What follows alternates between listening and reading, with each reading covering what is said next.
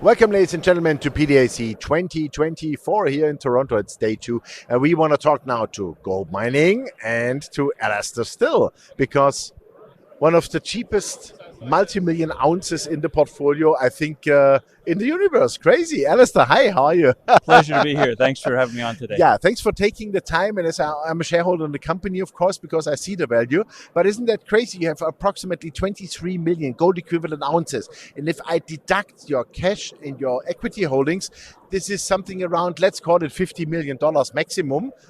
We are paying for that. That makes no sense to me. I think you've highlighted a few key things. One is the fundamental gap in valuation here.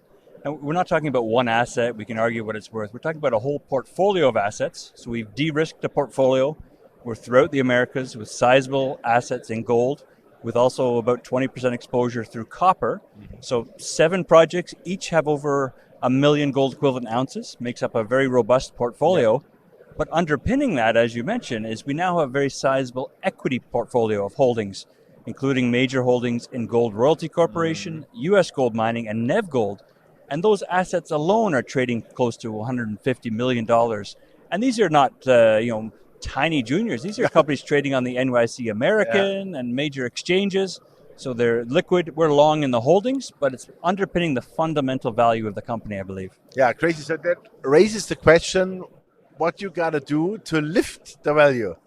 Well, that's certainly what we're endeavoring to do. And with a big portfolio, we do have to stay focused. So we're saying focus on core projects where we can make a difference. So last year, our investors would know that we took one of our assets in Alaska. We put that into a new vehicle called US GoldMining Inc. That lets us focus on our other assets in the portfolio. And one asset I would like to mention is, of course, our San Jorge project in Brazil. It's a terrific resource, which is right at surface. It's in Pará state. It's a state that's seen an awful lot of development activity. A company called GoldMining is building a major project of a couple million ounces up the road from us, so there's a lot of activity. The advantage for us there is it's a sizable resource within 1 kilometer of a major paved highway. There's infrastructure, there's a camp there. A new power line's been constructed across the property. So with a good, robust resource close to infrastructure, we see it as a great opportunity, and we've announced plans to expand upon our pretty low-level work that we've done to tighten up targets. We've identified a target that's now 12 by 7 kilometers through a geochemical anomaly. So we think that helps speak to the size and the potential of the project. With an anomaly that big, it's very unlikely there's just the existing resource. So we think there's potential to expand that. And that's just one project we look to be doing some work on this year. Yeah, absolutely. So before we move to, let's say, Colombia also, wouldn't it make sense to really bring San Jorge fast in production? I mean, gold at 2,117, it was some minutes ago. That must be super profitable. Well, it is, and that's the hard part to understand, is that with the robust resources in good jurisdictions, there is fundamental value there. But I think our message is that when the market undervalues us so much, we want to help demonstrate that, intrinsic value on the property so that's unmistakable. So someone else can look at this project, and maybe a larger company wants to move it quicker than we can. But we have to help demonstrate and provide increased confidence in the resource and the ability to get very sizable returns from what we know to be there. Okay, super. So let's switch to Colombia, because I see your Colombia assets also extremely positive. I mean, you are also there in great mining jurisdiction. Colombia is hot. And I just interviewed Collective Mining. Oh, yes. You know, Ari Sussman, he had some great success in Brazil, but also now in Colombia. It's really amazing. And I was really reminded, because they are quite close to you guys. And I think, this should be something which should be also pushed, right? Well, I think you raise an interesting point with Collective Mining, and they've done extremely well because they have a cluster of porphyries, and they've discovered that in a growing compound of deposits with multiple centers. One of our projects in Colombia, Yaramolito, is within 10 kilometers, so it's very close. We have another sizable project in Colombia, which we call La Mina, which we drilled in 2022. We made a new discovery there. We added over 1 million ounces in the inferred resource category, and we did that at a cost of between $1 and $2 per ounce discovery cost, which is extremely low, very efficient exploration. I think that really just speaks to the quality of the deposit and the exploration potential.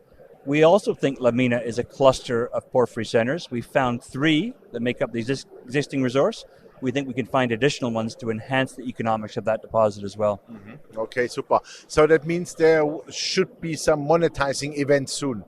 Well, I think there Hopefully. could be a few opportunities, but I would also throw the wild card out there, which is that a company called GoldMining Inc., very few people realize we have a very sizable uranium asset. That's would be my next question, right? Yes, so it's the REA project, Uranium right? Project in Alberta, so part of the Athabasca Basin, which is home to the highest grade uranium deposits on Earth. We have a very sizable land package, 125,000 hectares of land. That's a lot. It's a lot, and what I would point out, this is not claims that were staked recently. These are some older claims. We acquired them in 2013 through the acquisition of Brazilian gold. We've sat on them, we've maintained the package ready for the right moment to move it forward. So we're starting our own activities to reactivate the project. We know there's a known uranium deposit that extends onto our claims, which is the Maybell River or Dragon Lake zone that Orano owns. That extends now for some 4 kilometers onto our project. So it's a drill-ready project in a great part of Canada that has very good history of discovering uranium. So that means there could be with Orano a little bit of an exit strategy? Well, I would say that it just adds to the optionality. Our focus will remain on gold-based projects. This is obviously a project that is a bonus feature for our shareholders. It's something that captures very little value, we believe, right now in our portfolio. We think there's a value unlocking opportunity in the future for it. And certainly with the uranium markets right now, we see the size of comparable junior explorers in the basin with much smaller land packages commanding tremendous market values. We think this is a great opportunity for us to unlock some value in the nearer term. Absolutely. I think gold mining is a great opportunity for investors at those prices. Absolutely. I would tend to agree with you. And I've bet my own money on it too. So I'm a shareholder like you. Absolutely. Super. Alistair, thank you very much. Wish you all the best on that. And we see us soon anyhow then in Switzerland. And then we do another update. Pleasure seeing you. Look forward to give you some updates in the very near future. Super. Thank you very much, Thank Alistair. Yeah, ladies and gentlemen, that was Alistair Still, the CEO of GoldMining Inc. And you heard it. It is way too cheap, the company, and they have a lot of optionality. Plus uranium, I would say the uranium joker definitely. And I really suggest we have a very, very close look onto this company because this is really fantastic opportunity on the upside here. I'm a shareholder, you should be too. Thanks for watching us and bye-bye from PDAC 2024 from Toronto.